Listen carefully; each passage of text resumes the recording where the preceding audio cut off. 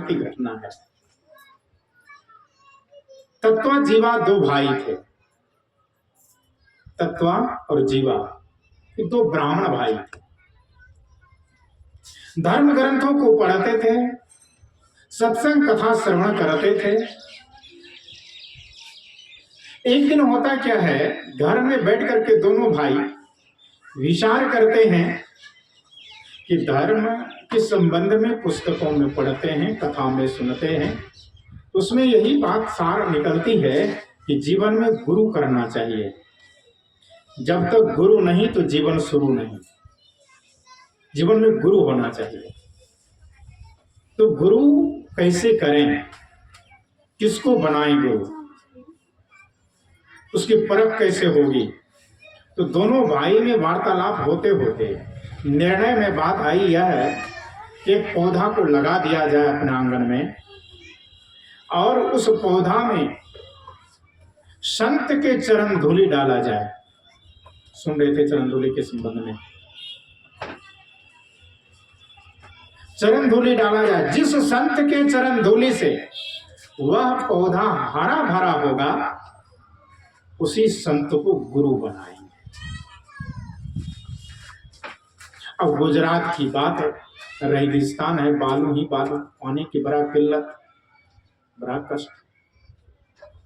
तो दोनों ब्राह्मण भाई वही किए, एक छोटा सा टहनी उठाया, संजोग से बरगद की टहनी पकड़ा के और उठा करके अपने आंगन में लगा दिया। संजोग ऐसा हुआ कि एक संत आ रहे थे, उनको बड़ा आदर भाव से बिठा करके चरण पखारा, चरण पखार करके चरणामृत पान किया और घर में छिटाया और जो शेष बचा उस चरण धूलि को पौधा के जड़ में डाल दिया।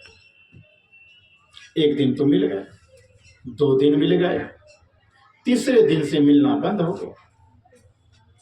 अब कोई संत नजर में आए नहीं, किसको बैठाएं, किसके चरण धोएं, किसके चरण धूलि डालें उसमें।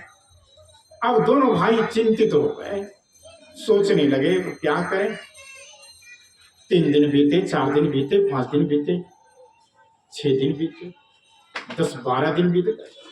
तब तक में वो पौधा जो लगा हुआ था एकदम रेगिस्तान बालुका के जमीन पर वो सूख करके करंक, जेठ माह था, कड़ाके की धूप, पौधा सूख करके करंक हो गया। दोनों भाई सोचते हैं कि लगता है मेरे जीवन में गुरु नहीं, निराश हो गए। अब मेरे जीवन में गुरु नहीं है, हताश होकर के बैठा है, माथा पर हाथ है, हाथ पर माथा। सोच रहे हैं क्या इस जीवन में हमको गुरु नहीं मिलेंगे। ऐसा सोचते ही हैं, हताश उदास बैठा राह निहार रहा है, अश्रु की धारा बहा रहा है। संजोग बस सदगुरु कबीर उसी रास्ते से आ रहे। ये कोई मैं कथा बना करके नहीं कह रहा, ऐसी कथा लिखी गई है, सदगुरु कबीर जीवन काल की घटना है और ये प्रमाणिक है, वो अभी भी है जगह। सदगुरु कबीर उधर से आ रहे हैं। तत्वा जीवा ब्राह्मण भाई की नजर पड़ गई संत पर। आप जानते हैं जिसके आस लगाए बैठे रहते हैं, अनायास मिल जाए तो कितना खुशी हो, कितना आनंद आएगा। जैसे नजर पड़ती है संत के ऊपर, तत्वा जीवा का हृदय खिल उठता है, आनंद से विभोर हो जाता है, भक्ति भाव से विह्वल हो जाता है और जाता है दौड़ करके प्रांत लेता है, मग में पानी लेता है।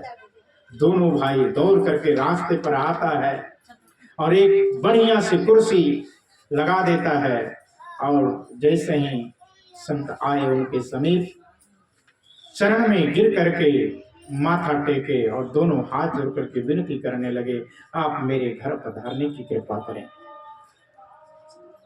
सदगुरु कबीर भक्ति भावना को देख करके द्रवित हो गए। कहाँ तुम्हारा घर है? कहा कि बस यही घर है महाराज, यही घर है। अच्छा चल, अब कुर्सी लगी थी, वहां बिठा दिए, परात लिए और सदगुरु कबीर के चरण पखारने लगे। अब चरण पखार रहे हैं, अश्रु की धारा भी बह रही है, रोए जा रहे हैं और पखारे जा रहे हैं। चरण पखार करके चरणामृत पान किया, घर आंगन में छिटाया, वही चरण धूलि पौधा में डाला। अब पौधा में डालते ही उनकी भावना ऐसी बन गई कि इन संत से विनती की जाए कि आप मेरे घर कुछ दिन रहने की कृपा करें। यह भावना अंदर से जगी। पौधा में पानी डाल करके आता है और दोनों हाथ जोड़ करके सबसे पहले सेवा सत्कार जो भी जलपान वगैरह होता है वह करवाया आदर भाव से।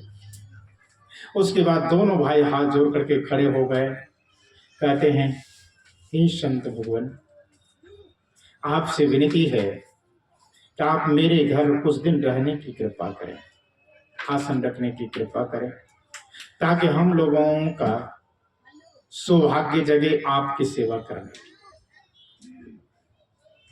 सदगुरु कबीर भक्ति भावना से केवल दोनों ब्राह्मण भाई को देख करके द्रवित होकर के कह देते हैं, चलो तुम्हारी जैसी इच्छा। बोलो सदगुरु कबीर साहिब की। कहा तुम्हारी जैसी इच्छा। अब आदेश दे